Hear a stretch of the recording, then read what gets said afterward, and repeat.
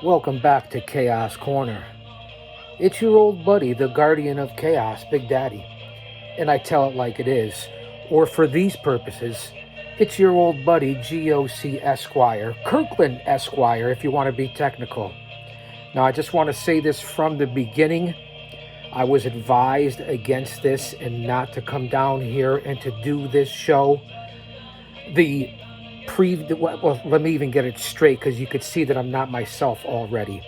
To do the review show of Night 5, Round 1 of Avi Klein's 64-person single elimination bracket-style tournament. Now, of course, you know that on Saturday night I was in an elimination matchup against Pinocchio Joe. Series was tied 1-1. It's been little over 48 hours, and if you've seen my social media and you've gone to the account of Jay Brony on Facebook, and then of course all of mine on Twitter and Instagram and YouTube.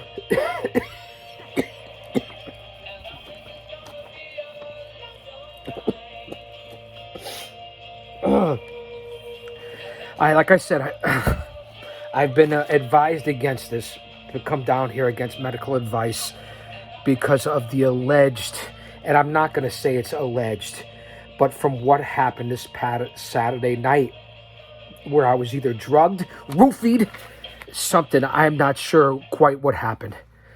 So bear with me. I'm not sure if this is going to be a part 1, and then I'll try to get back with a part 2. Like I said, I'm still recovering. I'm trying to hydrate. We may take a break or two. This is the result of the green room and what happened. And we're still investigating, but I have my theories and I have my thoughts on what I think happened on this past Saturday night. So I'm going to try. We have a lot to cover. We have a lot to get through. Stay with me here on all social media platforms. Stay to the end. We have a lot of information. I'm bouncing over to the YouTube Green Room, Night 5, the WWAB Network. That's what we're going to be covering here. Bear with me.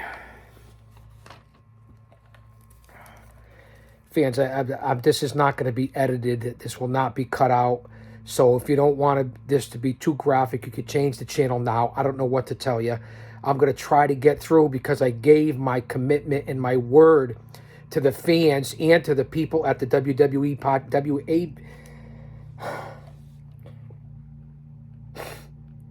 the WWAB Podcast Network and the sponsors. So bear with me here. Okay. Listen, if it gets too bad, I'll cut this off and we won't cover this. But Night 5, Round 1. Let me compose myself here. We got a lot to cover. So Avi Klein's Green Room, Night 5, a lot happened. There were a lot of twists and turns. I'm going to give you the good, the bad, and the ugly for as long as I can go here.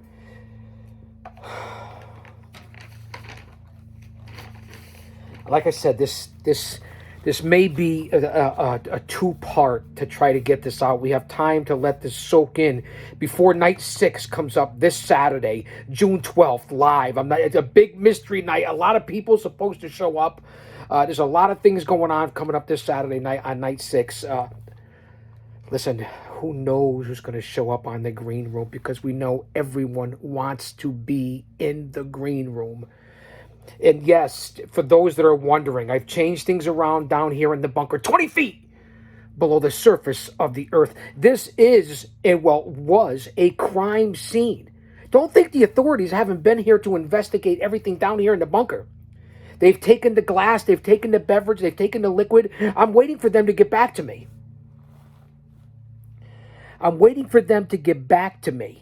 So in the meantime, it's all been cleared. Everything's been cleaned up down here. Everything's been fingerprinted.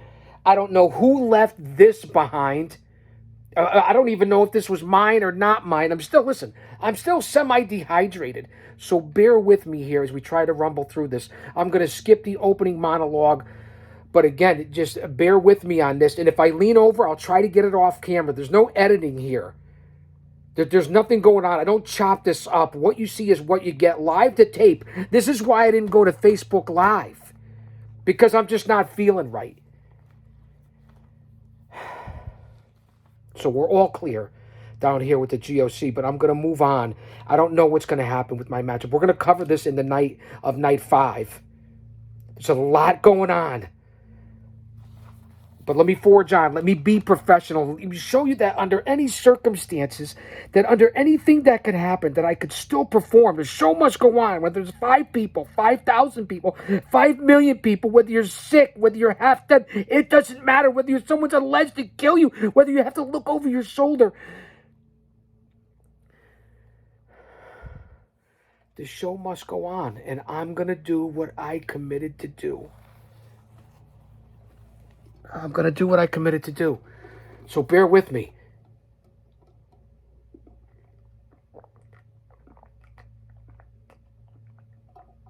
I'm not quite sure what's in here. It's a special brew that was made by the medical associates to get all the alleged drugs, or a roofie. I don't know. I didn't find any Vaseline anywhere, so I don't know. So let's move on. Let's forge on. Let me try to get a little pep. Let me try to get a little energy. Let me try to see what's going on here. Let me pick up the pace here. Let me pick up the pace. We're 6 minutes in.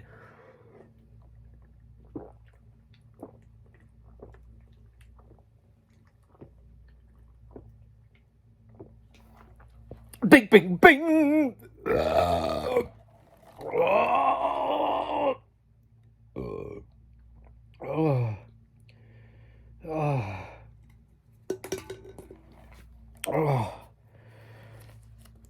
Hold on, wait. There's nobody down here to shut the camera off.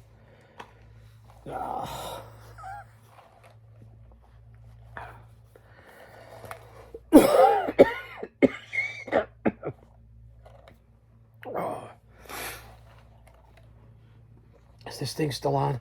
Should I cut this? Just cut this off? Somebody. All right.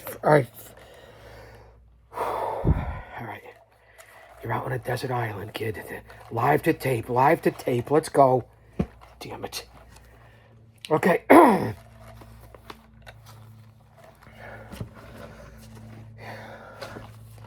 Night 5, round 1, the WWAB Podcast Network. We know the lineup, 7 nights a week. Here's what we have. Monday at 6 p.m., it's the World's Strongest Podcast with Ken Patera and Avi Klein. Tuesdays, it's the Double Clip.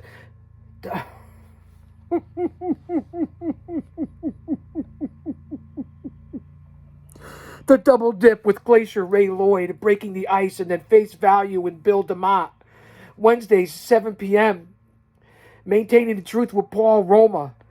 Thursdays, the preview and review show, and a huge announcement to come on board for Thursday nights. Fridays, the most important show perhaps in the country, especially after what happened to myself. Road to Recovery with Duke the Dumpster Drofty. Sunday, Unmasking the Truth with Del Wilkes. And of course, Saturdays, the Green Room, where all this started. And if I'm not better here in the next minute to 2 minutes, I'm canceling this. And I'm going to redo this. I'm sorry, WWAB Network. I'm sorry, Avi Klein. I'm sorry, the fans, the producers, the sponsors. If I can't get through this, I said it at the beginning. I'm giving myself to the 10-minute mark. And if I can't gain my composure and feel... What's that? And feel a little bit better, I'm not going to do this. We already have enough to cover. I have pages and pages from night 5. I might have almost 20 pages. Bear with me.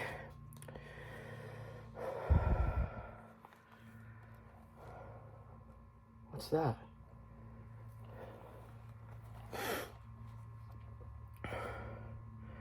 This is a shoot.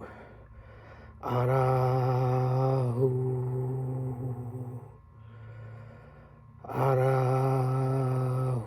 Please give me till 10 minutes, please. Anahu. Fans, stay with me, please. Facebook. Anahu. YouTube. Twitter. Anahu. Instagram.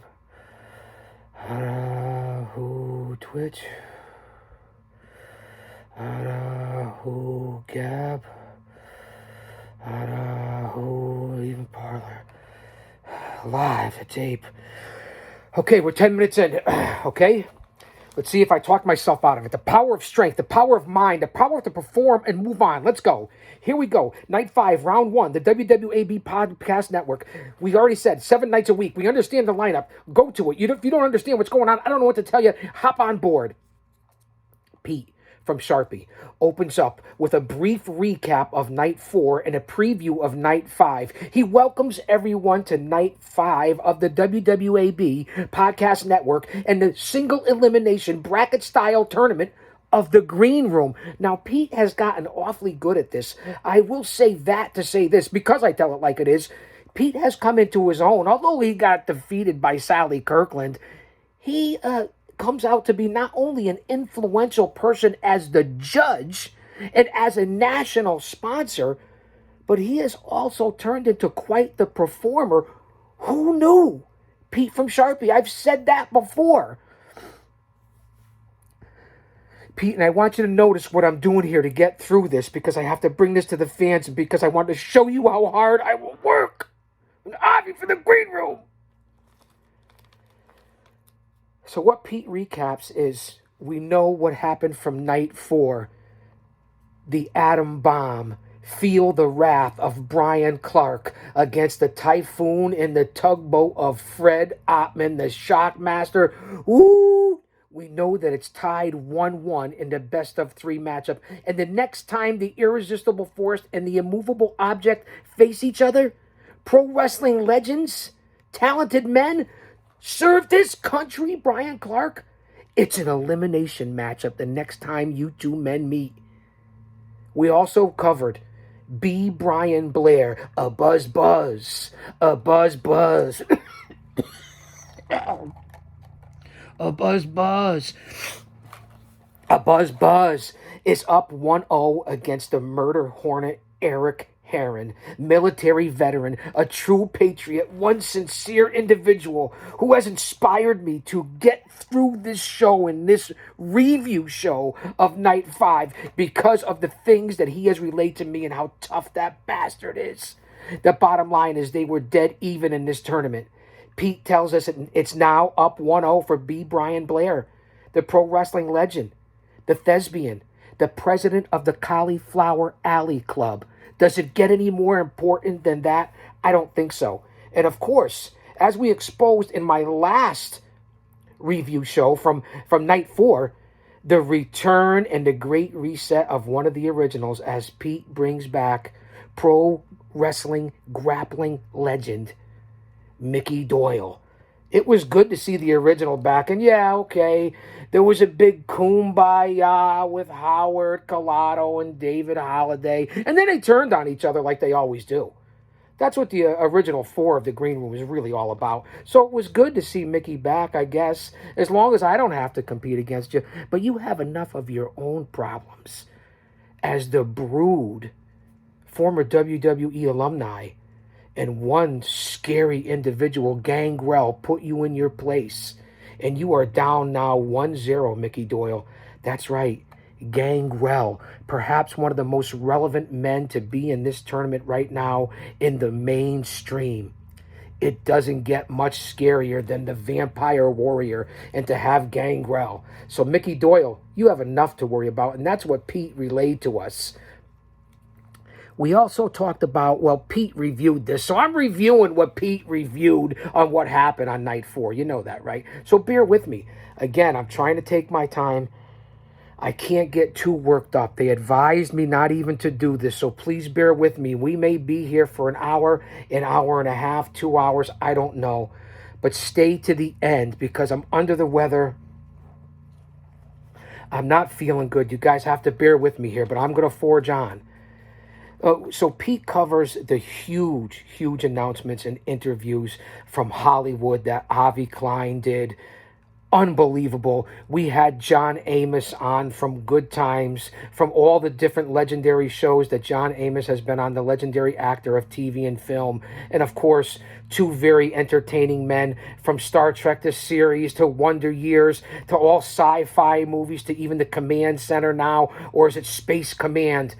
The incredible film industry stars of Robert Picardo and Mark Zickery. It doesn't get any bigger than that. What Avi pulled off with having John Amos, Robert Picardo, Mark Zickery on in the same show, night 4, may have been the most impactful, biggest night of the community of the WWAB. And again, over 1.5 million live viewers every Saturday night on this platform. It's a cross between Days of Our Lives and the original SNL, or hold on, or as I like to say, General Hospital and SCTV. Which you guys get the point, right? You get the point. Unbelievable. And we also find out, and again, it's obvious that Avi Klein, who his favorite is, we had David Holliday in the Mr. Main Event, hats if you will, against Jamie Sparling. It really was something. To hear Pete break it down, but here's the bottom line. Pete says that David Holliday is the fan favorite. I don't know how he could say that. I don't know where he comes up with that. Avi says he's the odds-on favorite. Holliday is self-proclaimed the most dominant guy in the tournament. Yeah, okay, you got screwed. I'll give you that much. But really, we're going to go down that road? The bottom line is, David Holliday, I was responsible for you winning one of the times that you did win. And I will never forget that. Jay Brony reminds me of it all the time. The bottom line is Jamie Sparling beat your ass, and it's now 1-1 in the best of 3. And the next time you two guys face each other, just like I said about Tugboat and Adam Bomb, it's an elimination matchup, David Holliday. So you could get screwed again and be on the sidelines and be off Broadway like you have been before. And now Jamie Sparling will step up to the plate with love as opposed to your hate, David Holliday. I was a fan of yours at one time. David Holliday. I really was. I supported you. I voted for you. You know that. Now you're on your own against Jamie Sparling. It's tied 1-1. So Pete, unbelievable. So I'll give Pete credit. He's stepping into, this guy's got a future besides a sponsor. And then Pete goes into the night 5 lineup.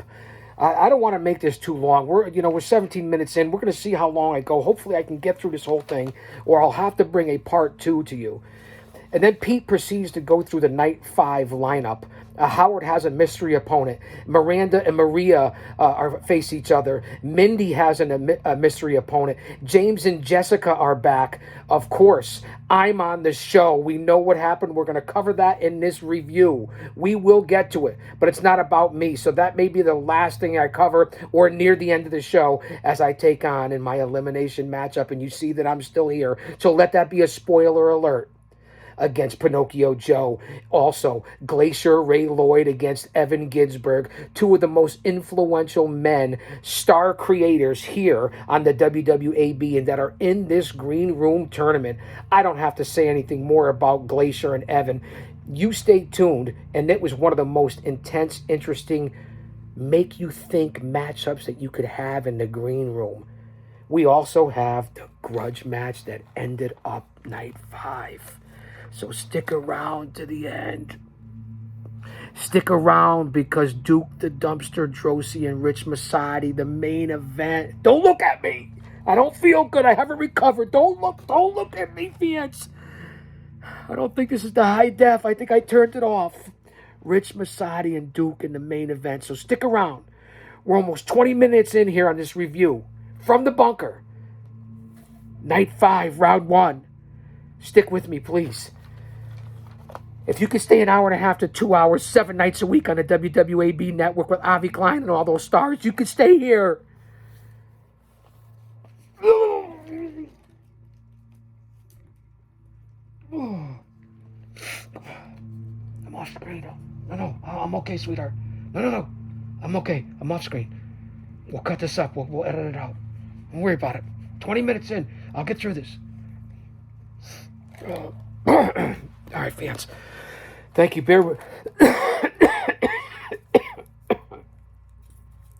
I apologize. Exactly at the 20-minute mark. Here we go.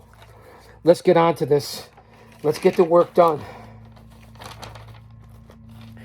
Here we go. After the lineup, we talked about it. The opening trailer, the opening monologue, the green room history from September 12th of 2020. What Avi Klein has produced and put out here is like a small film and should be put in the small film festivals, Cannes, whatever it is. And I want to be there, Avi, because it should be in the small film or a big film or some sort of film festival. I don't know what.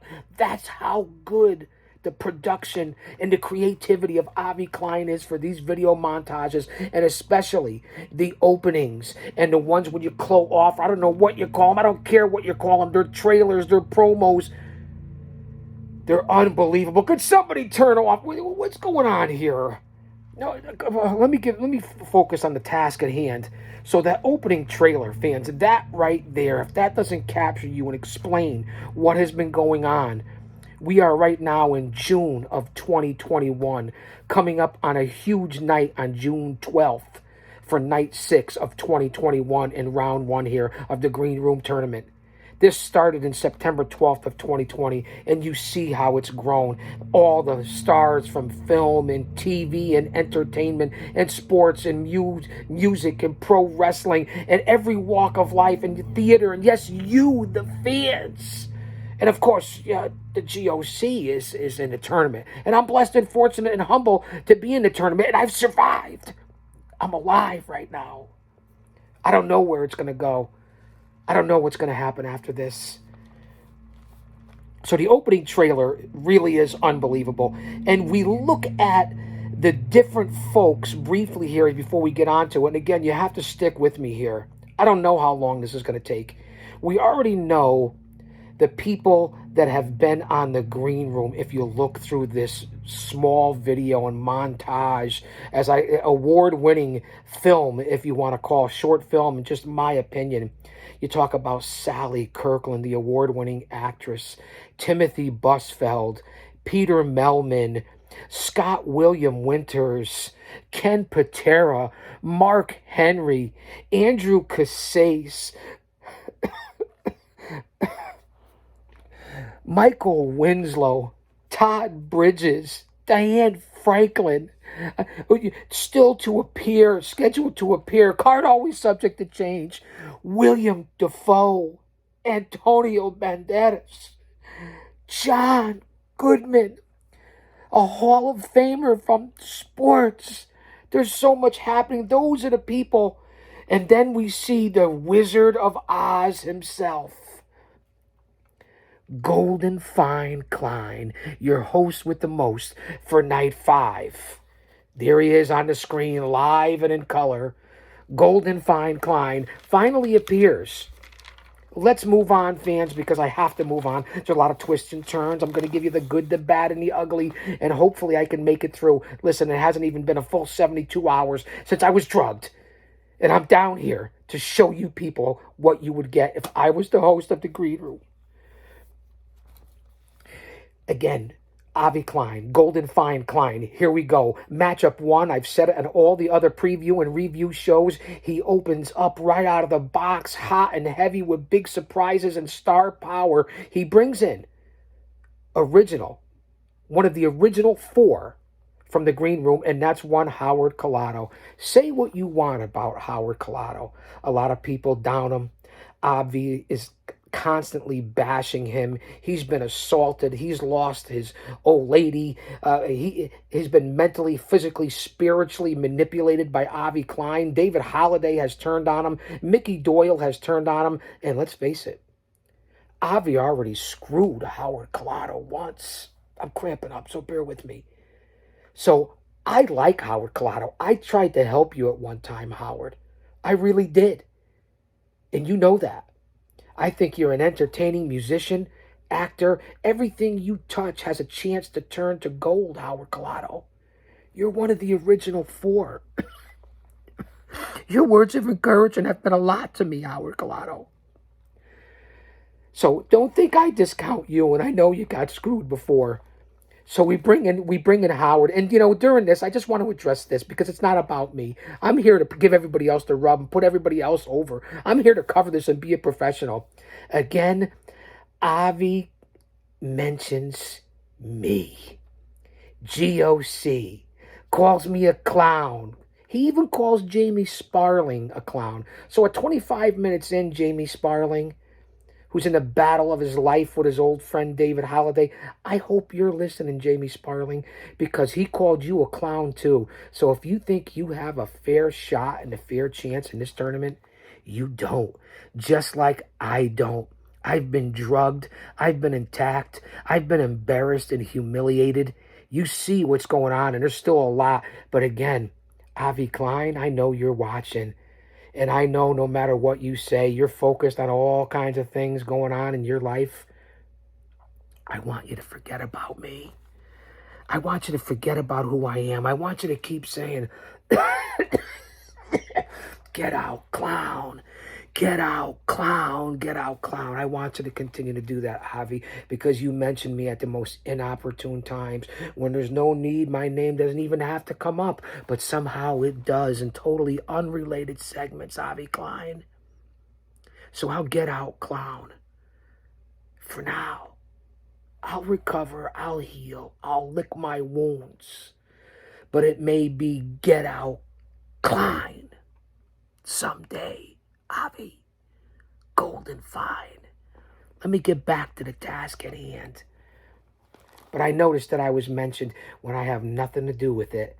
So here we go. Jamie Sparling, remember that as well. Bear with me. In the montage, as I already said in the opening here of Howard Collado, Avi saying that Howard sucks, continues to take shots at Howard Collado, all kinds of calls him a chihuahua, maybe even an alien chihuahua. What does that mean, Howard? I want you to think about this, Howard, as you watch this review. Take the time out of your life to think about somebody else other than yourself and watch this review. That's right, an alien chihuahua. His journey will be sullied, is what he's saying about you, Howard. Get out. You're not wanted. Avi Klein even calls, yes, you, the fans, half-wits. Is anybody paying attention?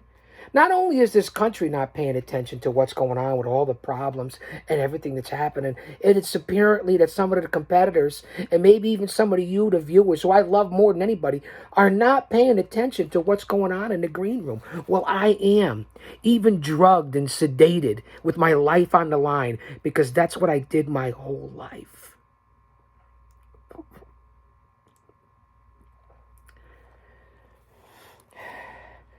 So Howard is the first on screen. We still don't know who the mystery opponent is. We still don't know who Howard's first round opponent is going to be. It's been 5 weeks. Out of nowhere comes mainstream media superstar, and I'll let you figure it out. Go back and watch the replay, because he's buff and he's the stuff. And when he's around, the ladies go crazy for the main man they call Buff Bagwell. Marcus Alexander Bagwell, member of NWO, multi-time champion. Listen, this guy's been in film, TV. Marcus Alexander Bagwell. And he still is ripped, jacked, shredded, kind of like shredded wheat. And let me throw it up for you fans. I don't want to embarrass myself, but Bagwell's incredible shape, and if anyone is Mr. One Take, it's Marcus Alexander Bagwell, and I cannot believe that Avi pulled it out of the hat to have a guy with the history and the legacy of Marcus Alexander Bagwell. You get your name on a credit card or something like that, you're solid, you're gold. If Alexa knows who you are, come on, does that mean you made it? So unbelievable. He introduces Bagwell. And of course, Bagwell demonstrates, of all things, and that's why I alluded to it, he demonstrates on his Alexa. Alexa, who is Marcus Bagwell? And unbelievable. Alexa runs down his bio, It was perfect timing. It was class personified. It was star power personified by Marcus Alexander Bagwell. I can't believe it. WCW, WWF, all over the world. Pro wrestling legend, TV legend, film, commercials. Bagwell. And the whole Alexa thing was perfect. I don't know if he set that up or not, but it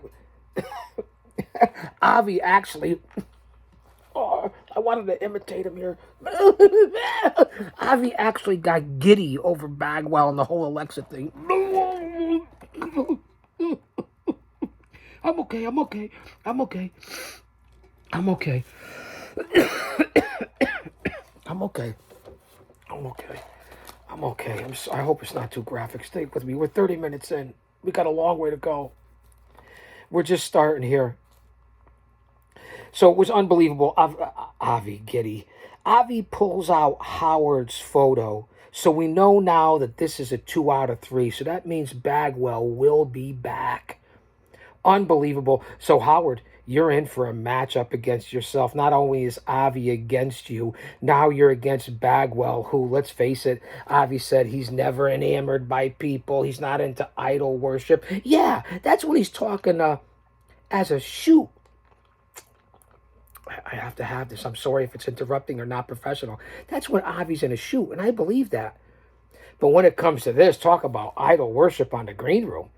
Yeah, I don't know, Avi. I got a question there. You get so giddy. You've done it with people in the past before, too. Kind of kissing up to Bagwell. And really against Howard, I'm just telling it like it is. I'm giving you the good, the bad, and the ugly here. So, unbelievable. So we know it's 2 out of 3. The first challenge is a debate. Howard is up first. And I'm going to try to run through this fast so I don't have to make it in 2 and I can get through this. I got to go to the latrine. What is that? Heartburn, headache, nausea, diarrhea. Heartburn, headache. Is that the commercial? I don't know. I thought it was a catchy tune for the commercial. And that's what I need right now. But here's the first challenge, a debate. And Howard, he has to convince the fans and convince the judges that David Letterman was better than Jay Leno. Now, let me tell you something. I am Mr. Late Night. I love the late night hosts and the shows from back in the day. And Howard really put out a nice, incredible speech about convincing the fans about Letterman. And I'm not going to give you who I like because I'm trying to be impartial here, but I know where I would have went and how I would have sold it. So that's what Howard's debate was. In turn, Buff and he's the stuff and the ladies go crazy because he's just too much. Buff has to convince us and the fans and the judges that Jay Leno was the better late night host than Letterman, or more famous, or has more star power, however you want to say it. And Buff laid it out there about mainstream and millennials and the target audience and demos and who, if they walked into a regular place or a regular store, would be more noticeable and recognizable. And he said Jay Leno. So I can agree with that point on Buff Bagwell. Absolutely. Jay Leno's going to be recognized because Letterman's been out of the mainstream and he looks like a grizzly bear. But me personally, David Letterman all the way, and Jay Leno couldn't carry Letterman's jockstrap. Letterman was an icon and a legend and was the first one to really take over for Johnny Carson. He really was. Letterman in the 80s into the 90s couldn't be beat, especially on location when he went into Vegas and places like that. Go back and check out the history of Letterman, especially the 80s into the early 90s. And unbelievable. I'm a huge Letterman mark, and I'll say it. But 2 great arguments. Let's roll on here. The next challenge, the next debate goes to Howard. And Howard has to say why Baywatch was the greatest TV series. He's got to convince everyone. So Howard comes up with all different kinds of things. But you know what he goes to as his first thing when he thought of Baywatch? Now, I don't know about you fans. When I say the word Baywatch, or the TV series Baywatch, or the movie Baywatch, what's the first thing that comes to mind? Let's play a game here. First thing that comes to mind, Pamela Anderson. The video with Tommy Lee, or just her running across the beach. First it was Bo Derek and 10, and now it's Pamela Anderson. Even when they had on there the other blondes and the other, you weren't watching it for anything more than women running across the beach. Pamela Anderson. Howard comes up with David Hasselhoff. Really, Howard? I have to question you on that one, too. I know he was a mainstay on the show, and he had star power, and he was a Knight Rider with Kit. David Hasselhoff over Pamela Anderson, which is the first thing that Bagwell said. He just had to rebuke it and rebut it because it was so obvious, and everyone in the chat room said it too. Pamela Anderson. Can I just say any more? Let me give you the visual. Let's keep it a clean show. So, Howard, although, Baywatch was a great series, come on. David Hasselhoff. So Buff pointed that out to everyone. It's the obvious. Go back to the Tommy Lee video, and let's take Baywatch out of it, and that's why he would watch Baywatch. I don't want to say any more. I happen to be backstage for Guns N' Roses and meet the whole band at one time, but it's not about I. Oh, what a night that was. I think I was with one of the Baywatch girls' cousins. I don't know what happened. I don't want to. It's a person. Somebody maybe. I don't know who's watching. I don't know who's watching. In turn, Buff had to say in his debate or try to convince us on why Married with Children would be the better or greater TV series. And the first thing Buff said, because Buff is the stuff. His legendary reputation, with women and the way he looks, and I don't know, maybe the Longini. I mean, I don't know. I'm not talking about the Longini. You throw it on a grill, a sausage, a brat. Anyway, let me get off. I'm still on medication. Anyway, he has to say Married with Children. And Married with Children, listen, the first thing you think about is Kelly Bundy, Christina Applegate, and then, of course, you want to go with Katie Seagal, Bud Bundy, Peg, and, of course, the legendary Al Bundy. But you don't think of that right off the rip, so he broke it down with Married with Children. We go on to the next debate. I don't know where Avi comes up with this stuff, but Howard has to say, why is Big Ziti the greatest Italian dish, and he has to convince us of it. Now, Avi continues to mock Howard. He continues to mock Howard. I hope you guys are paying attention to this, and he's supposed to be unbiased and stuff like that, and I've been talking about this and bringing this to folks' attention. Are you paying attention? So why Big Ziti? Which I love Big Ziti. So Howard broke it down. I mean, I don't know Howard's background and what kind of food he likes or has experienced, and I don't know if I can relate to him on Big Ziti. But he laid it out there the best he could. And then Buff had to say in turn, I'm sorry for the drooling, on why lasagna, as useless as the G in lasagna at this point, as I always say, why lasagna is the greatest Italian dish. I don't know, but did Buff say ziti or did he say lasagna? That might have been because I don't know what was going on at that time. As I look back at it now, I'm a little unclear if Buff actually said it was ziti or lasagna, so I don't know what happened there. But that was the question. Now we go to the votes. Avi, obviously, and I say it on every show, obviously, votes for Buff. Pete from Sharpie comes in, and let's face it, the charisma, the machismo, the star power, Marcus Alexander Bagwell, Buff, and he's the stuff was right on point.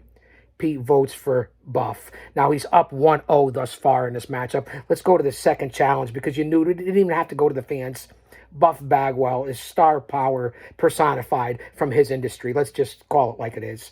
The second challenge, and I noticed that Avi is intrigued by the word wow. He mentioned it a couple times throughout the broadcast. Yeah, Avi, wow spelled backwards is wow. Wow. I've been using that for 30 years. I love you, Avi, but I'm giving you the good, the bad, and the ugly. You want me to be honest. You're honest with me, right?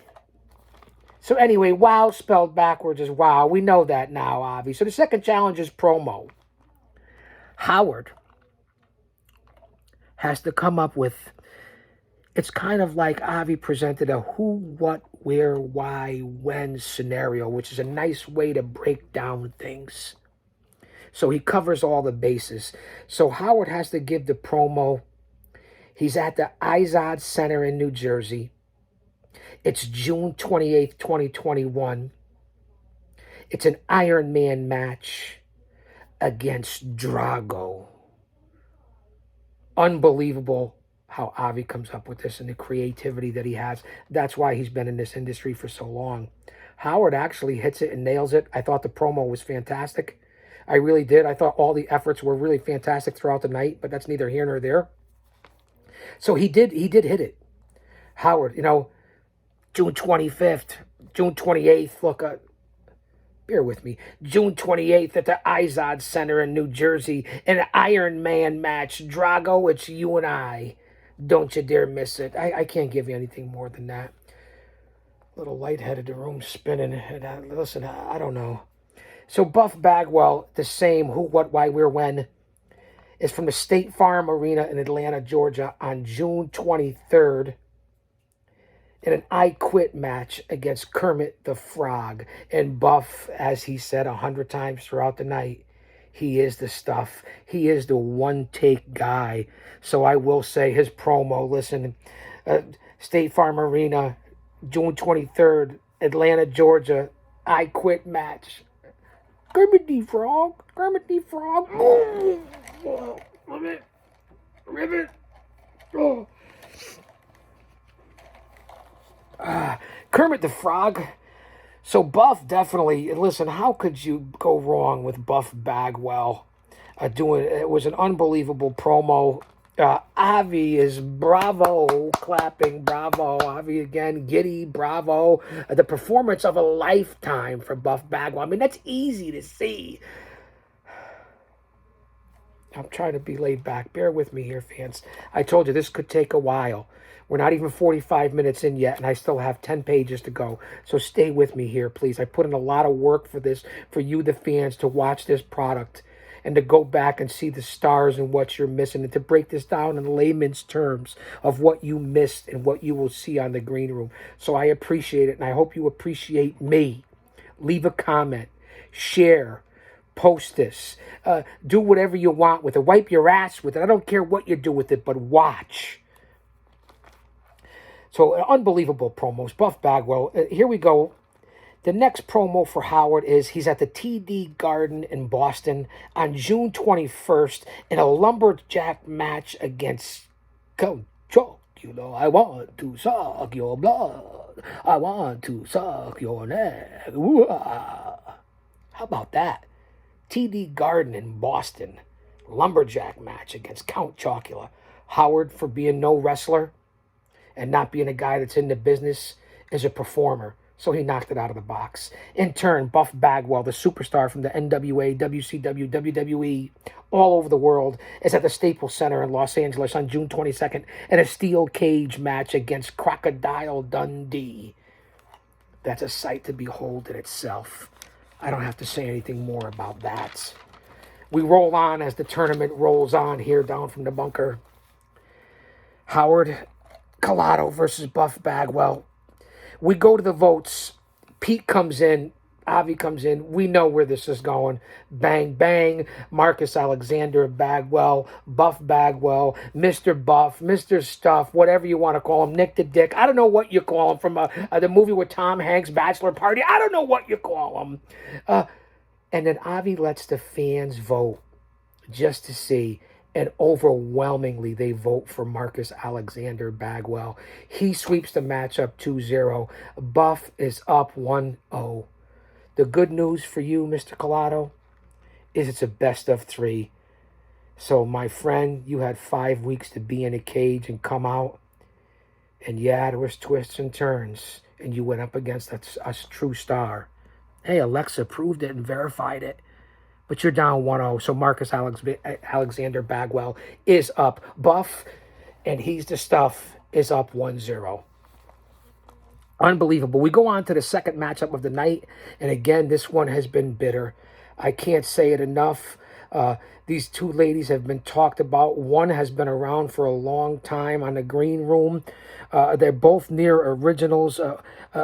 Miranda versus Maria in a bitter, I say it all the time, it reminds me of Francine and Beulah from the old ECW days, to relate it to people out there.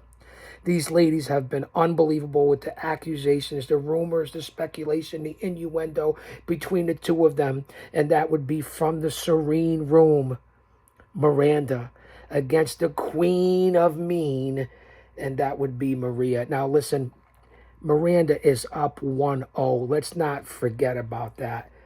So this is where we're at this point. We open up hot and heavy again. You go from the star power into this legendary cat fight. And listen, I don't care if you like that term or not.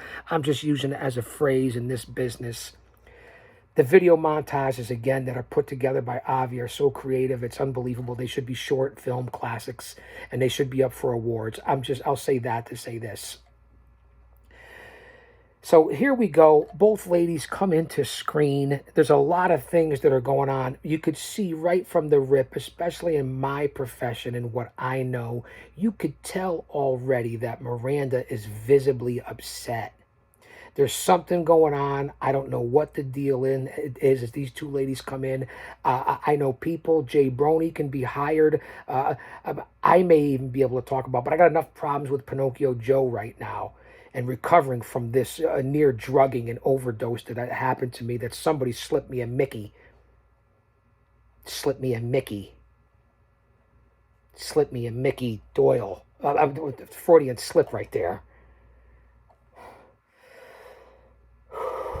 So you can see that Miranda is visibly upset. Something happened to her boyfriend. I don't know anything about anybody's personal life on here. I go by what they tell me, by what they expose on social media, and I don't get involved. But apparently her boyfriend, Johnny, is missing. Either he ran off, he's been kidnapped, he found another brajol, something on his side. I don't know. He couldn't be counseled. I don't know what happened. He may have been kidnapped for all we know. But you could see that has affected Miranda. I don't even know why she agreed to be on the green room on Saturday night for night 5.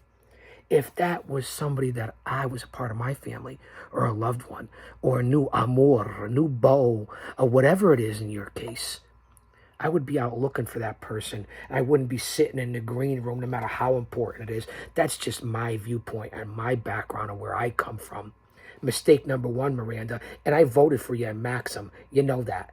So I'm a little disappointed about that. You took for granted. You were already up 1-0. You could have easily left and been disqualified, and it'll still be 1-1 and come back to fight another day. But you didn't do that. So your emotions got the best of you. Remember that. And that's advice coming from someone who tells it like it is. So here we go, distracted. Maria is her usual cocky, confident self, and she has reason to be, because she is successful. It's out there. It's public knowledge, and no one has challenged her yet. So yeah, she talks a lot of trash, but who else has stepped up to the plate? She's embroiled with this, so we don't know what she's truly made of when she moves on. If she moves down, because her back is against the wall. This is an elimination matchup. You know that, right, Maria? No me joda. Muévete culo. That's what my boys say, el gallo tres huevos. You know that, right? I have a lot of friends out there, so I'll break it down. Google it. So this is what we go to. A lot of things going on. Maria is now in the challenge. The first for the trivia. Repeatedly, Avi alludes to Maria's past. It's almost like he's sucking up to her. Again, Miranda, just what I notice about it, looks very upset. And Avi looks like maybe he's a little intimidated or scared of Maria. I'm not sure. Maria has to do mob trivia. I don't know if this is a setup, if this is a subliminal message. I don't know what's going on with Avi Klein and where he's thinking with some of these competitors. But Maria gets mob trivia. First question is about Robert De Niro. Maria didn't get it right. Second question was about the movie Bugsy. Maria didn't get it right. The third question was about something to the Godfather series. Maria didn't get it right. So right then and there, I started questioning everything Maria has ever said, her promos, where she gets her information, who she relies on. I started questioning that. She got everything wrong on something that she's supposed to know, and that even Avi alludes that maybe he said it Freudianly. I don't know, that Maria's a criminal. I don't know. I don't know what's going on. Those are the things that I noticed. So she gets all those questions wrong. We turn over to Miranda. I hope I'm getting the names right here because I'm still, listen, I'm hydrating. We go over to Miranda. Here's the challenge. Miranda. Again, she looks upset. She has to do a commentary on chronic abuse versus a physical disorder. Chronic disorder and a physical disorder. That's what the question and the topic was. Again, I can't get over how much she was disheveled and didn't look right. And her screen was even a little off. I don't know what she was doing. Anyway, she's trying to focus. Chronic versus physical disorder. Bang, she gets it right. Smart lady. Second question. Commonly abused substance. She got that one wrong. Third question. How many classifications of Wait, hold on. Let me see here. Schizophrenia from a psychotherapist. How many classifications of schizophrenia? Bang. Miranda, as a counselor, got it right. So she's 2 out of 3 right out of the box after Maria got all 3 wrong. So give Miranda credit. She is now up 1-0. Not only 1-0 in the series, but 1-0 in the first challenge here. Again, Avi, I'll give him credit for this, and I'll say that to say this. He keeps asking if she's okay. He's constantly checking in on her, asking if she's okay and if she wants to stop. She chooses to go on. I haven't gotten one message from Avi Klein asking if I'm okay. Asking me if I recovered. I haven't got one message from Golden Fine Klein, but he's checking on Miranda. I get it. So she's up 1-0 here. We go to the second challenge. It's a Q&A, and again, I question these questions. Gotta see what I did there. I question these questions because they seem to be a lot from Taekwon and Lucinda. Now, I'm not sure why, but they seem to get their questions into Avi Klein and the WWAB network for the green room. I don't know if they have a direct pipeline. I don't know if they have to have the bat number. I don't know what they have. The first question, and I'm going to try to get these right. Let's see if I can get this accurate. Ruthless and cold, okay? We know that she's ruthless and cold. Is there a tender side? That's the question. Taekwon says, Maria, you appear to be so ruthless and cold. Is there a tender side? And she goes on to describe that she has a tender side. It's just business. In the meantime, Abby keeps asking if Miranda's okay. Do it for Johnny. Do it for Johnny, Miranda. Miranda, do it for Johnny. Javi's manipulating. That's just my opinion. Do it for Johnny, Miranda. Clear distraction. You could see that the edge, as I adjust, was to Maria as I fight through my own battles here. In turn, Miranda gets a question from Lucinda. Your boyfriend has been taken captive, apparently. We don't know.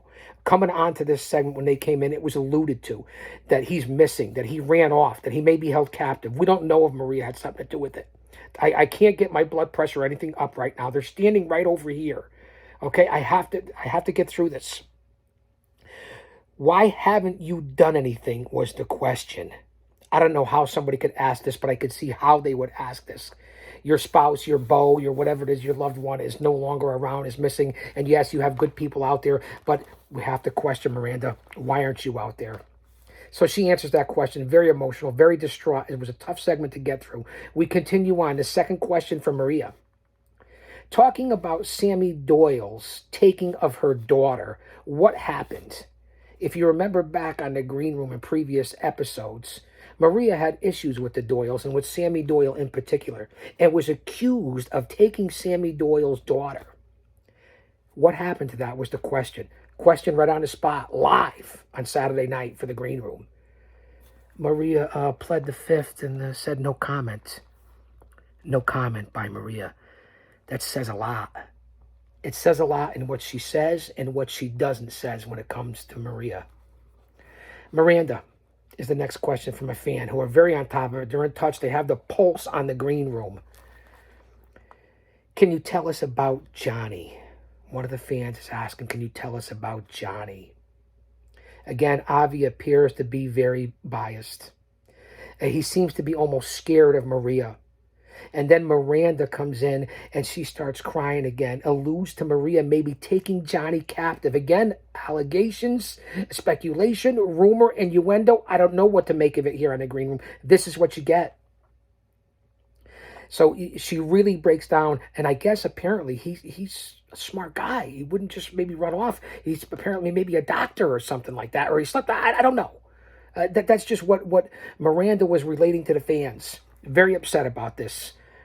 Maria, on to the next question.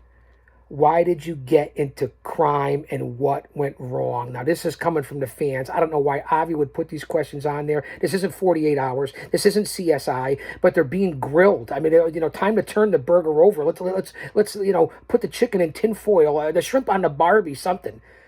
But a lot of tough, serious questions. There's no softballs in this matchup between Miranda and Maria. And insinuating she's of the criminal element. I mean, I don't know. And again, a short answer, and it's what she doesn't say when it comes to Maria. She says she's not in crime. There's no two ways about it.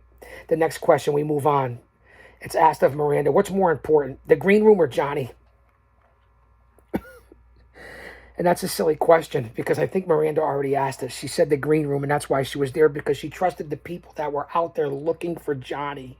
She said she had family in law enforcement, and she knew a lot of people. I don't know what to say about that.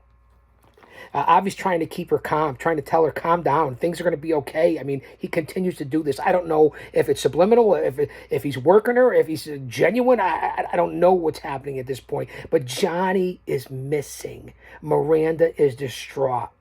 We bring in Pete. Pete votes for Maria. Avi votes for Miranda just to make it even. Sometimes he does that. I don't know why. Still very distraught. The fans vote.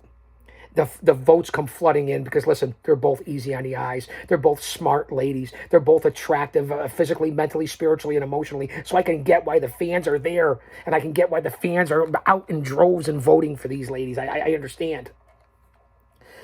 And again, Avi with always taking, you say up, he says down, you say right, he says left, you say white, he says black. It's almost like a fat kid going up, down quicker and then faster than on a seesaw. I mean, Avi's always... Elizabeth, hold on. The fans vote. And again, the fans vote Miranda. Miranda's up 2-0 in the challenges. 2-0 tonight. And it's unbelievable what's happened. The fans, this is what you get in the green room. You get to vote. Avi again starts to demean Miranda. He keeps asking if she's okay, but it's almost like in a mocking mode. It's almost too much what he's doing. He's going overboard. We have the third challenge, and it's up to a debate. And again, this is going on because it's a grudge match. It seemed to go on and on and on in this segment. And again, who knows how genuine Avi is. The third challenge is a debate. Maria, why are men in the tournament overlooking you? And I say, whether it's myself or anybody else in the tournament, nobody's overlooking this lady. She hasn't proven or done anything to me. She's just mysterious and whatever. So she goes on to say that don't overestimate her, don't undervalue it. Everybody's scared of her. No one's afraid. Maybe Avi Klein's afraid of you, Maria, the queen of mean, all bark and no bite, and we're going to find out. And we're going to find out. We're definitely going to find out. In turn, Miranda, why is Maria underestimating you? First it was Maria, why are the men underestimating you? I don't know who's underestimating her. She has a fan following. Everybody's kissing her ass, including Rock Richards, you blockhead. That's right, I called you a blockhead. You're still back here, Rock Richards. You're still back there. So Miranda explains to Maria, don't underestimate her. Don't. She's already up 1-0. She's up 2-0 tonight in that night 5 matchup. So you can't underestimate Miranda. She was on the Serene Room. She's a part of this. At one point, Maria freaks out near the end of this matchup and doesn't even finish it, and she runs off screen like a freak, like a maniac, like a jackrabbit on a hot day. Miranda runs off screen. Not to be seen from exit stage left. That's what happened. I have to hydrate. Stand by. That's what happened. She's out looking for Johnny. Johnny, I hope you're okay. You should have called the GOC or Jay Brony or somebody. Anybody that could have helped you. You know the background, but you didn't do it. I was in the Serene room once before, and you tried to make a mockery of me. Now you reap what you sow. Johnny. So Pete comes in. They have no other choice. Avi awards the decision to Maria. It's a disqualification, a count out, whatever you want to call about it. Pete agrees. And now it's 1-1. Maria and Miranda are tied at 1-1. And who knows where the hell Miranda ran to? Who knows where Johnny is? Let's forge on here on the Night 5 review. I'm making it through. Let's forge on here. We go on to RG James. That's right guard James and Jessica. They're tied at 1-1. So another elimination match on Night 5. It doesn't get any bigger than this. We're throwing out the matchups. We're rolling them out. Right guard James, the former national sponsor, maybe current national sponsor. Hey, listen, who knows? He surprised everyone as when he wanted to be a competitor when he was tossed out on his ass against Jessica. And let me tell you something, the podcast queen, she's also another lady in this tournament that's not to be trifled with, but also easy on the eyes, mentally, physically, spiritually, and the whole 9 yards, as I said before. No one to be trifled with. This is an elimination matchup. Pete from Sharpie will be involved in a lot of the scenes. That's why I give Pete credit. He has come back, and even though he got disposed in the tournament, he has come back and done very well for himself as someone who's a part of this and getting into character himself. You might have a future, Pete. I'm just saying. So we go on to this elimination matchup. Don't forget that. First challenge is improv. Jessica has to convince Pete. She's a speed-talking librarian who's trying to convince Pete to rent the movie The Great Gatsby. She did an unbelievable job. She's a talented lady. I'll say that. In turn, James has to play a shark hunter, instructing a first mate on how to battle a shark, but he keeps falling asleep. Well, that wasn't a reach for James, because James was asleep at the wheel 20 years ago with Avi when he tried to be his first investor in the movie industry. He was asleep at the wheel 2 or 3 years ago in Las Vegas with Pete at the convention. And now he's asleep at the wheel against Jessica and in this promo in the Green Room tournament. James, for such an influential businessman who has power, boy, you're asleep a lot, my friend. How apropos is that? I have to take a break soon. So that was him. Keep falling asleep. They did a good job. I'll give them credit. Let's go on to the second challenge. Jessica plays a film critic recording herself reviewing Rocky, but 15 seconds in, she sees a rat and is frightened but still continues, and Pete's in the same room. That's the scene. Jessica did okay. I'll give her a lot of credit. This lady is multi-talented.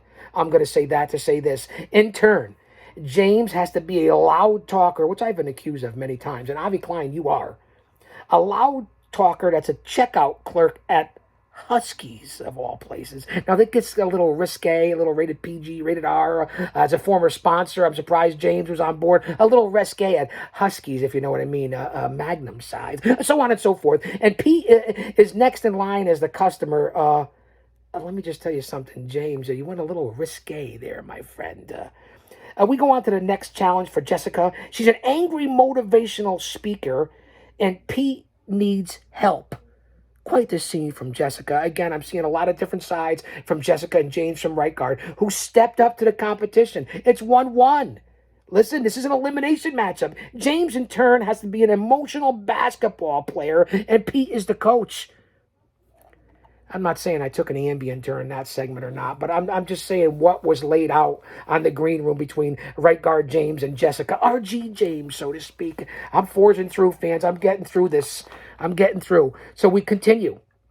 Avi, again, just like he berated Howard and he's berated other people and been in support of other people, whether he berates Jamie Sparling, myself, whatever that is that he does, Avi berates James again, his old buddy from college and from years ago. Let's go to the votes.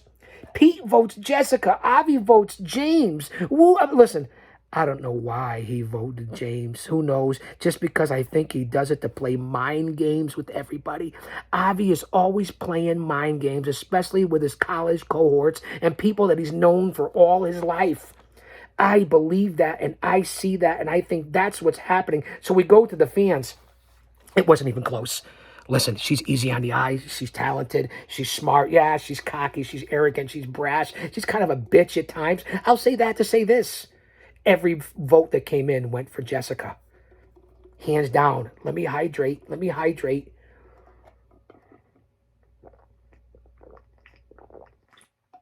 We're over an hour in. Stay with me to the end, please.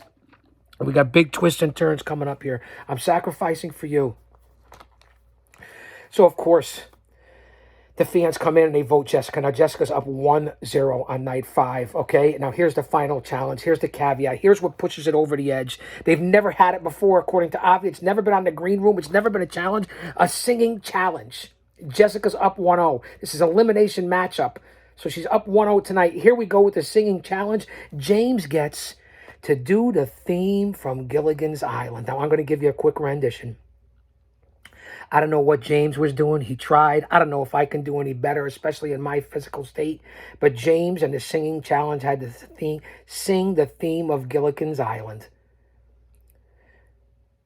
A 3-hour tour. The Professor and Mary Ann here on Gilligan's Isle. He did better than I did. He actually, I don't know if he had something on his side, if he remembered it. He looked nervous, apprehensive. You know, the boat started getting rough. Tiny ship was lost. The millionaire, Mary Ann, the Professor. I'm not here to give you my rendition. If I get put on the spot, we'll see what happens. But I know the show. Mary Ann or the movie star. You make the call. But anyway, James did okay. And again, Jessica's singing challenge was the facts of life, or as we used to call it back in the day amongst the boys, the fats of life. You know, Tourney and all that. The facts of life, the facts of life. I'm more of a car karaoke guy. But that was Jessica's challenge, the facts of life. And let me tell you, let me sit back and relax. Jessica, and I'm going to say this from the bottom of my heart, she looked a little nervous. She was kind of unsure. I guess she only sings in the shower. But man, plock, over the fence. Jessica did a rendition, and who knew, of facts of life that was spot on. Even as nervous as she was, I'll give her a lot of credit. Knocked it out of the box. So here wow, is all I'm going to say to use Avi's turn. And we know wow spelled backwards is what, Golden Fine Klein? Wow. Avi says he can't stand both of these competitors. So he's very, very unbiased or biased or whatever the term you want to use in this term. I wouldn't say either or. He doesn't care about anybody at this point in this matchup. Pete votes Jessica. Avi votes Jessica. You saw this coming. The fans once again voted Jessica. Boom, that's it. She wins. She sweeps. Boom, that's it. Night 5, elimination matchup. James from right guard, you're out. You're gone. Banut. Na, na, na, na. Na, na, na, na. Hey, hey, hey. Goodbye.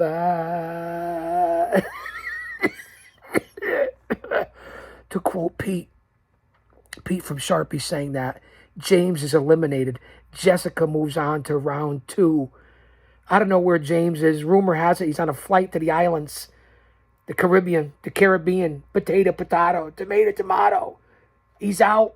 He vows to be back at some point. But for now, James, I'm leaving on a jet plane, going to the islands because I'm a big crybaby and got eliminated. I don't care if that rhymes. I don't care. So Jessica moves on to round 2. We go on to what a lot of people were waiting for. It's been a long 5 weeks. The debut of the Lone Star Twister. A storm's a brewing in the green room, and that would be one Mindy McKinney Red. We don't know who the opponent was going to be, even right up to the montage of her debut on night 5. Listen, she's very popular with the fans. She's very popular with the viewers. She's another one who's very easy on the eyes and a smart lady with strength and determination like nobody's business. And yeah, she's sassy. Yeah, maybe she's a little bit of a bitch like the rest of them too, and I'll say that to say this. On her debut in a montage, again, one of the most popular in the green room and across the network, Mindy McKinney-Red makes her debut. And who do we bring in? Because we haven't heard from this person in a long time. We still don't know who he is. The Music Man. That's right, the sick, demented, twisted bastard, the Music Man. A guy who's over the top, who no one knows, who's been at war with Howard Collado, DJ Hooja, Odalak Hauser, so on and so forth. And now, this is Mindy McKinney-Red's opponent? A guy we know nothing about? So Avi goes to the photo to see if this is going to make a 2 out of 3 or a single elimination, because this is the Lone Star Storm's debut. The Yellow Rose of Texas, as I like to call Mindy McKinney-Red. Her debut in the green room. He pulls out a photo, and it's a photo of the Music Man, so we know this is 2 out of 3. So we know that creep, that scumbag, that pervert, whatever you want to call him, is going to be around unless somebody takes him out or he takes himself out.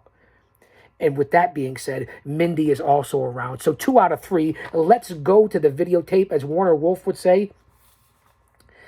For a second there of things that I noticed, and I think Avi picked up on it. Once the Music Man made his entrance...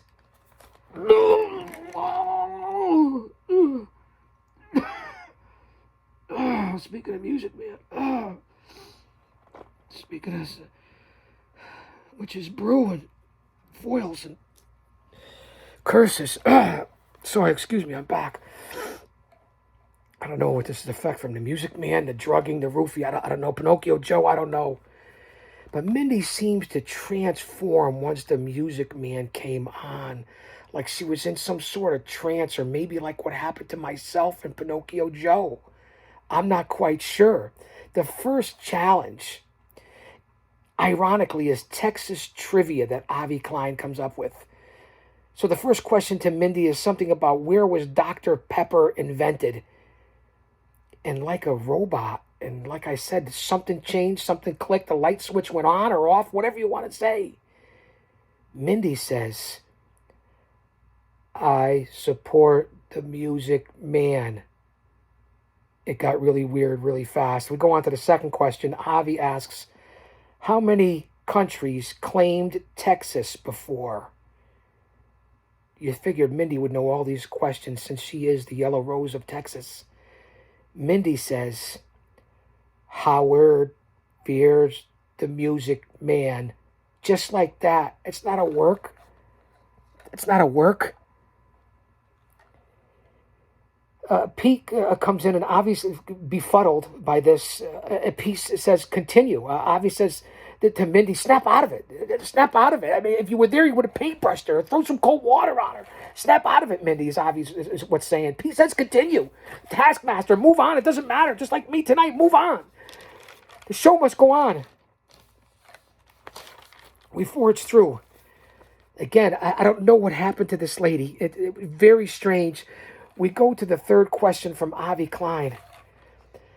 What is the official state bird of Texas? Again, Mindy. Music Man will win the tournament. Again, befuddling. Avi's asking and saying, snap out of it. We don't know what's going on. Again, Mindy McKinney-Red making your debut and walking into something like this. We go on to the fourth question. How many European countries are bigger than Texas? Mindy freaks out, grabs her head, says, get out, get out, get out. No. She says, get out, Mindy, and she runs off stage and runs off screen. It's like she snapped out of it, grabbing her head. She was a freak. She ran out. I'd never seen anything like it.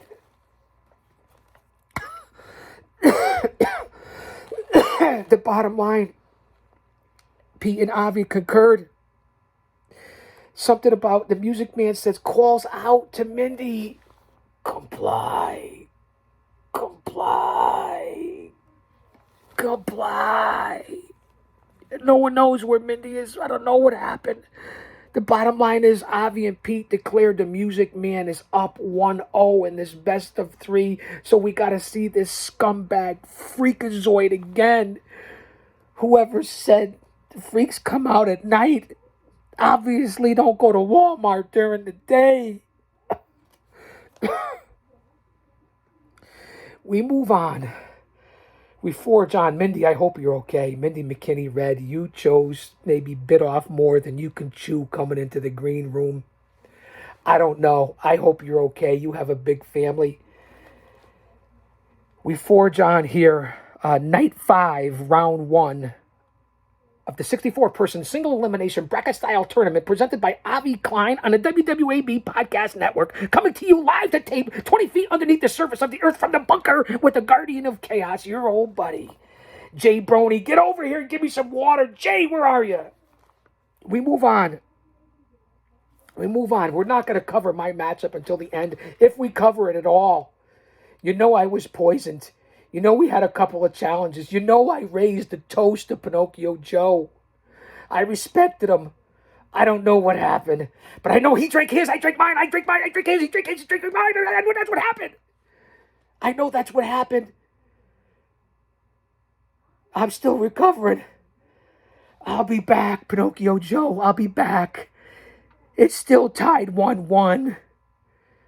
It's still tied 1-1, and by any means necessary. I'm not going to let this blow away.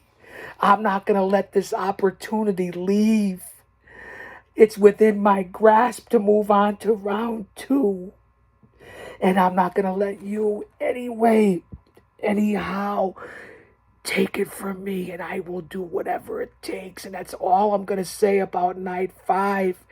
It's still 1-1. And we dance again.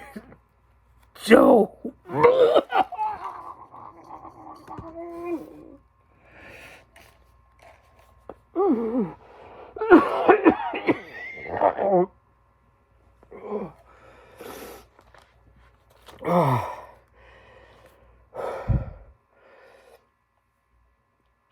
Stand by. Stand by. Stand by. We're an hour and 15 minutes in. Bear with me, please. I hope you're all still here. We're an hour and 15 minutes in. We're almost done. We have Glacier Ray Lloyd from Breaking the Ice, The Nightmare Factory, The Replaceables movie, making his first appearance against a class guy. The Wrestler, 350 Days, filmmaker, producer, the book 100 Stories. Glacier Ray Lloyd against Evan Ginsberg. That's what we're going to cover now. It doesn't get any bigger and better than this. Talk about star power. The video montage says it all. Unbelievable. Glacier Ray Lloyd recovering from hip surgery. Glad to see you back, Ray. Can't wait to see Breaking the Ice and listen to it again. One of my favorite shows on the network. And I'm not blowing smoke. And Evan Ginsberg, the compliment that you paid me, I can go to bed at night and put my head on the pillow and rest easy. From the bottom of my heart, Mr. Evan Ginsberg, thank you for your kind words on my performance, myself as a character, and being in this industry. I'm humbled and honored, and I virtually bow before you, Mr. Ginsberg. Thank you. Let's move on for that. It's not about me. I have to gain my composure. Glacier versus Evan Ginsberg. We know the history. I just ran it down. The first challenge, a trivia challenge. Evan's trivia challenge category is 70s films. Here we go. Out of the box, Glacier Ray Lloyd, Evan Ginsberg, night 5, round 1, Avi Klein's Green Room Tournament. Two of the most influential men in this tournament. I'm struggling and moving forward. Somebody give me a prefabricated dog biscuit. Here we go. 70s films, Evan Ginsberg, The Wrestler, 350 Days. Enough said. Here we go. Who played Bob Woodward in All the President's Men? Where does Avi Klein come up with this material and these questions? I'll never know. I certainly didn't know this. Evan Ginsberg gets that question wrong. Who would possibly get it right? The second question was about the Carrie movie and what kind of animal's blood was used that they dumped on her. I don't know who would know that, but I think I got this right. Evan Ginsberg got it wrong. Shocked, stunned. The next question was about Heaven Can Wait and Warren Beatty. Evan Ginsberg got it right. So he's on the right track. He's a brilliant man. You knew he'd get on the right track. The fourth question was a question about Omen and where the 666 came from. Bang. Evan Ginsberg got that right, so now he's on a streak of 2 in a row. The next question was about the James Bond films, and of course, Evan Ginsberg got it right. So that's 3 in a row, 3 quick points. Bang, bang, bang. Bear with me. I'm suffering through this, guys, to get through this, to get you this report. I have to give my word. We go on to Glacier Ray Lloyd, and his category from Avi Klein is 70s music. Here we go for Glacier. And man, did it get cold in the green room. The first question was about Disco Diva and something to the effect of who was the first disco diva that wrote the song Turn the Beat Around. Turn the beat around. Love to hear the caution. Turn it upside down. Love to hear percussion. Now, a couple different people saying that. That was my rendition, but whoever it was, I think it was Andrea Sue Robinson. Glacier got it wrong. The second question, what group sang the song You're a Native New Yorker? But I used to... You're a native New Yorker. Back when New York was actually New York City. Unbelievable. So, of course, Glacier Ray Lloyd got it right. I believe it was the band Odyssey, if I'm not mistaken. The third question, name the supergroup with which Dwayne Allman and Eric Clapton played together. And of course, Glacier Ray Lloyd, one of the most cerebral, smartest men I know, he gets the question right because I didn't know it either. But he got it right. Fourth question, name of the band that Gene Simmons and Paul Stanley played in before Kiss. Now, I'm not a Kiss buff, although I've seen them in concert back in the early 90s at Madison Square Garden, the mecca of all places to perform. Glacier Ray Lloyd got it right. So they're tied at 3 points apiece. Both men came back strong in this challenge. Number 5, who wrote the Manford Man's Earth Band song, Blinded by the Light? Wrapped up like a deucer in a rumor in the night, blinded by the light. Well, I guess it was Bruce Springsteen because I would have got this wrong too. But Glacier got that wrong. That was a tough one, Blinded by the... What a legendary song, though. So we're tied 3-3 now. As I said, it's 3-3 between Evan Ginsberg and Glacier Ray Lloyd. The next series of challenges are promos. Bear with me. Stay with me. I told you it was going to be a long show. If I could forge through this, you can stay there. This is entertainment personified. This is what you would get if I was the host of the Green Room.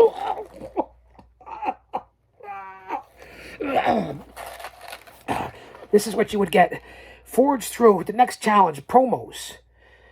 Evan Ginsberg, it's a who, what, where, why, when type of thing from Avi Klein. Again, he's a genius. Now I know why the insignia of the medulla oblongata is next to his name all the time. Bear with me, fans. Let me hydrate here. Don't listen. The most important part of the show is on right now. Evan Ginsberg, Glacier Ray Lloyd. We still have to cover the grudge match of Duke the Dumpster Drosy and Rich Masadi. Bear with me, please. I'm going to get through this.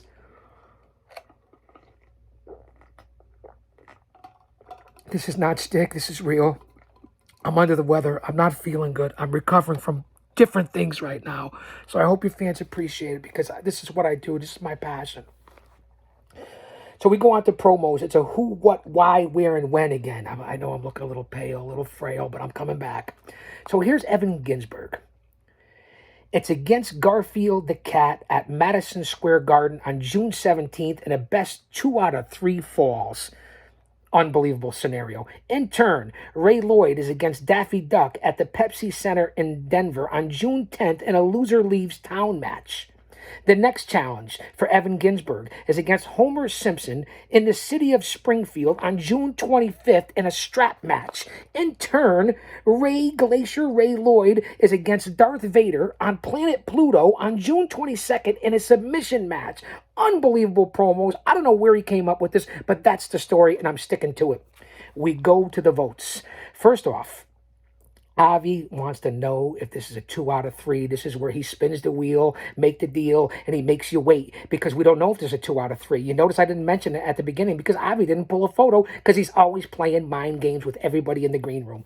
So Avi pulls out a photo, and it's of Face Value's Bill DeMott. So you know what that means. Not only was it a big photo of Bill DeMott, it's in a single elimination. This is no 2 out of 3. You win and you're in, you lose, you pack your bags, you're on the next train, and you're going home. Unbelievable. So we go to the votes. Pete votes for Glacier Ray Lloyd. Avi votes for Evan Ginsberg. In turn, we go to the fans, and this is what I say every week. The biggest part about this show is the 1.5 million viewers and you, the fans. The fans vote. And they vote for Glacier Ray Lloyd, who advances on to round 2. What a matchup. I cannot believe that Mr. Evan Ginsberg, not only was he in the green room, not only is a world traveler, a thespian, an award-winning guy, best-selling author, Evan Ginsberg gets knocked out in the first round by Glacier Ray Lloyd, much like a lot of the other famous people that have been eliminated, whether it be Diane Franklin, whether it be Paul Roma, whether it be Andrew Casase. A lot of different famous people have been eliminated from this tournament. And here we go. Evan Ginsberg, thank you for being here, but he packs his bags and he's going home. And Glacier Ray Lloyd, one of the smartest guys, and one of the most generous, positive, upbeat men, moves on to round 2. Bear with me, fans, here. I'm feeling a little bit better. And again, you know, I have to do this just to gain my composure. We go, again, I've already alluded to different things that have happened here. Glacier Ray Lloyd, and they get into a little acceptance speech. Evan Ginsberg, of course, class personified. He thanks Glacier. He thanks Avi. He throws out some kind words for the Guardian of Chaos. And of course, what a class act. And he tells you about his 100 stories, 100 books coming up. And of course, we know of 350, the movie, and the list goes on and on. The Wrestler with Mickey Rourke. Fans, I can't say it enough. What a class guy. And he was so respectful and humble, even in defeat to Glacier Ray Lloyd, who comes on and is certainly a class act himself.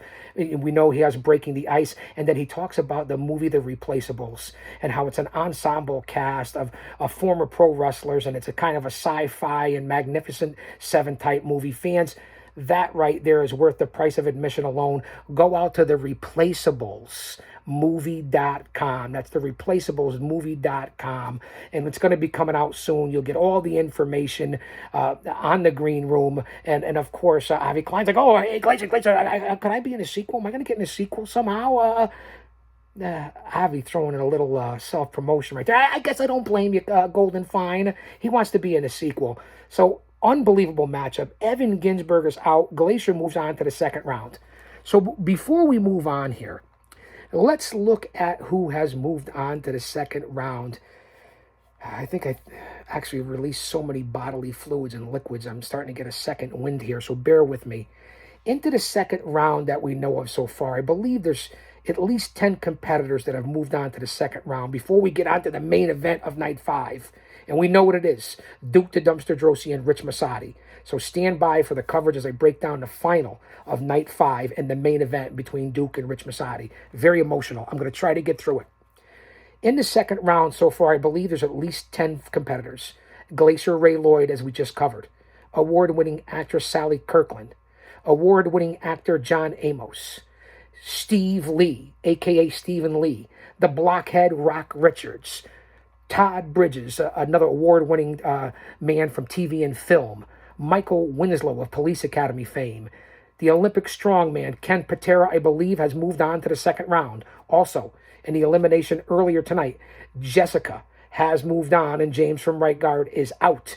And then I also believe Mark Henry is either in the second round or we're waiting for the huge announcement from Avi Klein when it comes to his opponent. Mark Henry, world's strongest man. That's right, Sirius XM, Busted Open Radio, the whole 9 yards, who just was breaking in AEW. Mark Henry has gone all elite, and he will be in the green room and on the WWAB network in the green room for Avi Klein. It doesn't get any bigger than that. And then we get on to the next person that is in the second round. And I started at that point to get a little sick. I started maybe thinking about Jim Beam and smelling that disgusting whiskey or the greasy fried chicken and feathers all over the place. I don't know what was happening. But you bring in my former nemesis, and I haven't forgotten, Davis Jubilee. Avi brings in Davis Jubilee. I thought he was golfing with Pete from Sharpie. I don't know what the connection is there, but I'm going to find out. You know I'm on it. So he's off the links. He's not with Pete. He's in a different location. There's a telescope in his window. What is he, a peeping Jubilee? We have Jimmy Beam Jubilee, Davis Jubilee, Dahlia Jubilee, maybe Alex Jubilee for all I know. So what is it? Peeping Davis Jubilee? Peeping Tom Jubilee?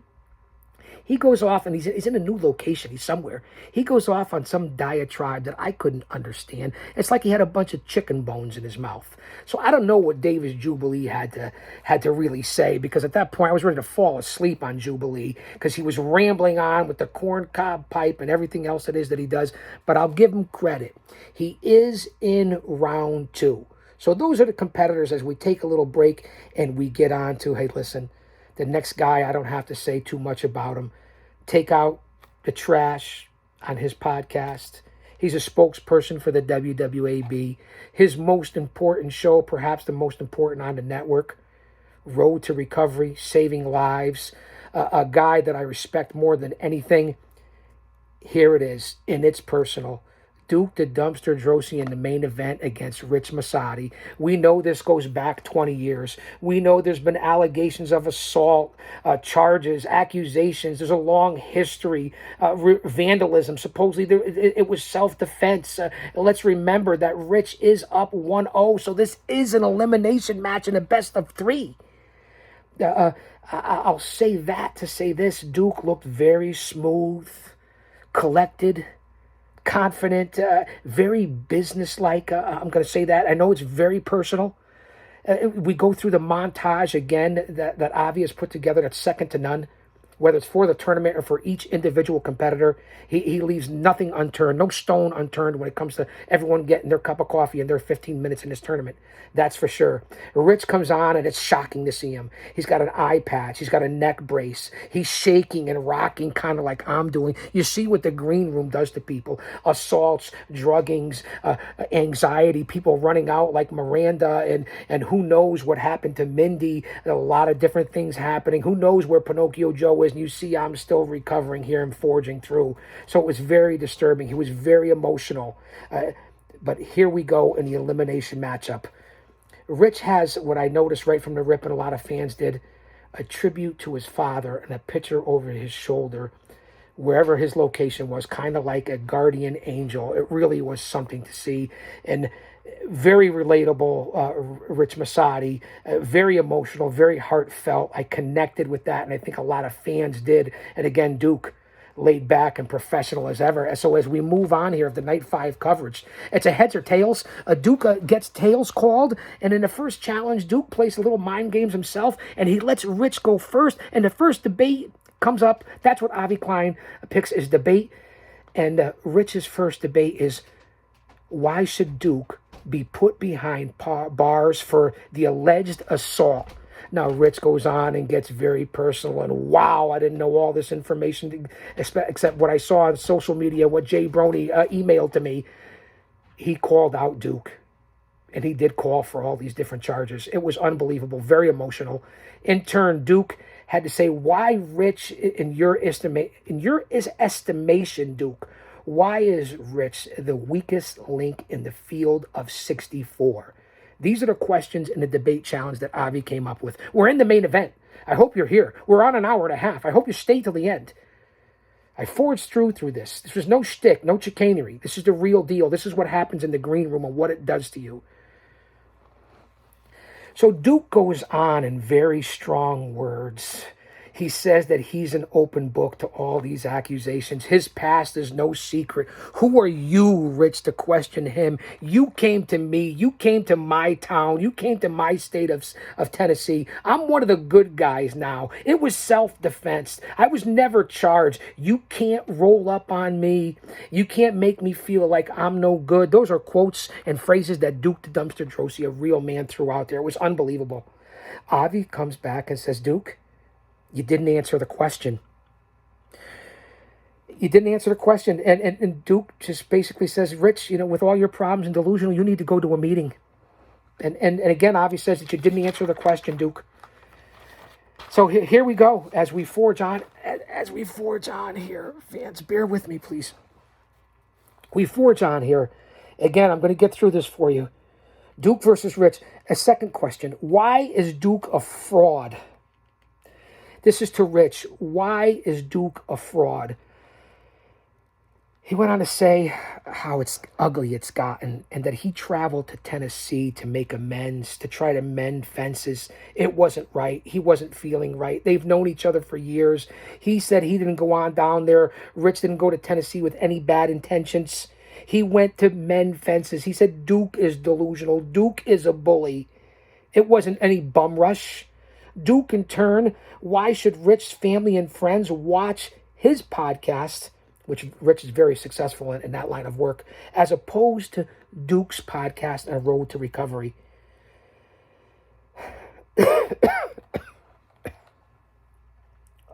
Bear with me, fans. I'm getting through. Duke talks about Road to Recovery and welcomes Rich and his family and friends all in. He's got no ill will, he said. It was only self-defense. They came to him. He's welcoming everybody in, but they may be brainwashed by Rich. And that there may need to be an intervention, and he wants to be a part of it. He has mental issues. This is what Duke is saying and saying to the fans, and he's willing to help and put all differences aside. Rich gets a little bit of a rebuttal. And I do like this, and I'll notice this about Rich Masadi. Golden Fine Klein, he addresses Avi as GFK. I like it, Rich. GFK. Very nice. Golden Fine Klein. And in turn, again, we see the photo, and you can't help but be reminded of it because it's a 1-year anniversary for Rich's dad. And it really was unbelievable to see the photo and tribute to his father, and you know how much it means to him over his shoulder. So we go to the votes. Pete votes for Duke and definitely agrees and says, according to his information and investigation, that it was self-defense in whatever alleged assault that took place.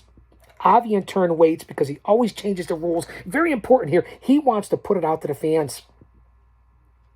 The fans vote. The votes come pouring in. They're taking their time. Vote, vote, vote. Duke, Rich, Duke, Rich, Duke, Rich, Rich, Rich, Rich, Rich, Duke, Duke, Duke, Duke, Duke. Vote.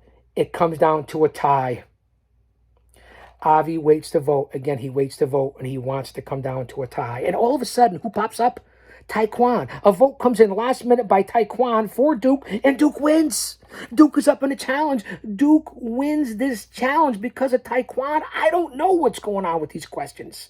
But Avi changed the rules again. GFK, as Rich said. I'll give you credit. So Duke is up on this. We go to the second challenge. Duke is up 1-0 on night 5. Again, the photo of Rich's dad. How inspirational. We go on to the second challenge of promos.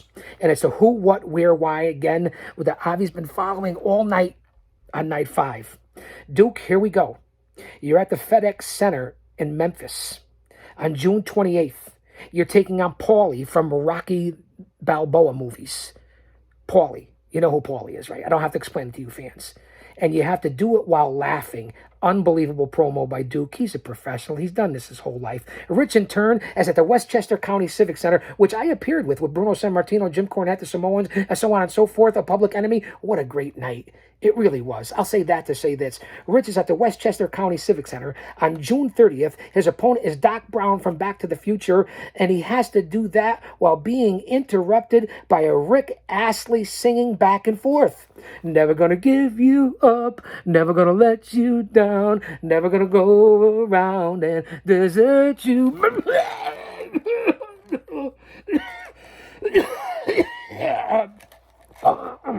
Meanwhile, Rich knocked out of the box. It was totally an amazing performance. This guy is a five-tool player. He sang Never Give You Up. He went back and forth between Doc Brown, Back to the Future. Unbelievable promo. I'm going to say that to say this. Duke's next promo. Very touching. This is where the story changes. This is where Night 5 changes. This is where it gets serious. Reality hits home in the green room. A promo. Duke has to cut a promo against the 1996 Duke the Dumpster Droese. What you know now at this age, Mike Droese, and what you do for a living now and all you've lived since 1996. Talk some sense into that Duke Droese. In other words, look in the mirror and talk to yourself. So Duke gets very deep. He's brutally honest. He pulls no punches. It's Duke's story to tell. It was incredible. What a story. He was vulnerable. It was movie worthy. It was powerful. Wow is all I can say about Duke. That's why he is the man that he is and is saving lives and works every day, and he's so influential. And that's why he, right now, is one of the odds-on favorites, not only his own shows, but the WWAB, as I lose my voice here and forge on for you, the fans. It really was unbelievable. In turn, Rich promo is basically... First off, congratulations. Rich Masadi is getting married. Obviously, he just had a new baby, so congratulations on that. A little Richie. I mean, it's unbelievable. It's been 1 year, so we have thoughts and prayers for your family and your dad. May he rest in peace. And again, congratulations on your upcoming nuptials and of course, the new baby, the new bambino, so to speak. Congratulations, Rich Masadi, and that's from the bottom of the GOC's heart. So we go with a tribute that Rich comes up in his promo to his dad, his father, whatever you want to call it, tomato. It was truly moving. Avi comes up and asks Rich to tell your father, Rich speaking to his dad, tell him what he means to you, what the tournament means, and ask him for your help. So Rich, it's very moving. It really is. I don't really want to get into it. I don't want to get too deep. He talks out to his father and that he's never really seen his success. He wants to see him make it. His dad didn't get to see him make it. And thank you for bringing me to the wrestling matches and turning me on. And he goes into the history, very moving in reality. And this is what you get and what Rich Masadi tapped into and what Duke Droese tapped into. Reality and the performance of a lifetime that's based in reality. God bless you, Rich Masadi. And God bless your dad. So unbelievable what went on there. Duke, as we said, is up 1-0 tonight, but Rich is 1-0 in the series. So we know that as we go to the votes. Again, Pete comes in. He says how powerful it was for Rich. Pete votes Rich. And again, Avi Klein changes the rules at his benefit. And Avi changes and lets the fans vote first. The votes come pouring in. Again, Duke, Rich, Duke, Rich, Duke, Rich. A lot of support for Rich Masadi out there. Very touching story. How could you not to relate it? And, of course, Duke's struggles and battles and what a good man he is now and what he does for the world. The votes were close. And if they tried to vote twice, some people tried to vote twice, it was chaos. It was pure chaos, pun intended. Chaos in the green room. A lot of fraud, a lot of people voting in, a lot of votes not counted, people voting twice. Avi stops the votes. That's how crazy it got, and it was tied. It was tied. That's how crazy the voting was insane at the end. This was the end of the green room, night 5. I can't explain it to you anymore. That's how crazy it was. Avi stops the vote after Pete had already voted for Rich. It was back and forth. Avi stops the votes. Now it's up to him to break the tie. As I struggle here in pain. Avi votes Duke. Duke sweeps 2-0 on night 5. The series is now tied 1-1 between Rich and Duke. Tied 1-1 in the main event. Avi was the deciding vote. Duke swept night 5. It's 1-1. The next time these two men, rivals, longtime friends, see each other, it'll be an elimination in the green room. Duke addresses the fans. He says it's real and we play rough. And Avi pulled out everything but the kitchen sink and he wasn't prepared. And Rich could have won tonight, but he's not letting up. And Duke came out victorious. What an incredible main event. What an incredible ending to an incredible night. It really was something to behold. Next week coming up, this week coming up, as I continue to recover, stay tuned on all social media platforms. Stay tuned on my updates. Comment, like, share. Go on to Avi's page, all the host page. This is the fastest growing, hottest rising show, movement, whatever you want to call it, in the entertainment industry. Every Saturday night, live. If you missed this and you're not here, I don't know what to tell you. Night 6 coming up this Saturday, June 12th. Mystery entrance galore. It's been rumored that Hugh Morris, a.k.a. from Face Value, Bill DeMott, will square off against his old-time buddy from the Jersey Shore, Crowbar. Crowbar is up 1-0 in the best of 3. It's also rumored that the pastor, Andy McDaniel, will take on, from Unmasking the Truth, once again, his good friend, the Patriot Del Wilkes. Let's remember, Andy's up 1-0 in that matchup in the best of 3. Avi has announced that there will be a Hall of Fame athlete on night 6, a film and TV legend on night 6, a comedic legend on night 6, a huge announcement about Mark Henry, and we will find out who his opponent will be. Check out the movies, check out the trailers, check out the green room, check out the Guardian of Chaos. This is what we do. This is what I do. Sick or not, drugged or not, roofied or not. June 12th, 8 p.m., Saturday night, live. Avi Klein's The Green Room on the WWAB. Don't you dare miss it.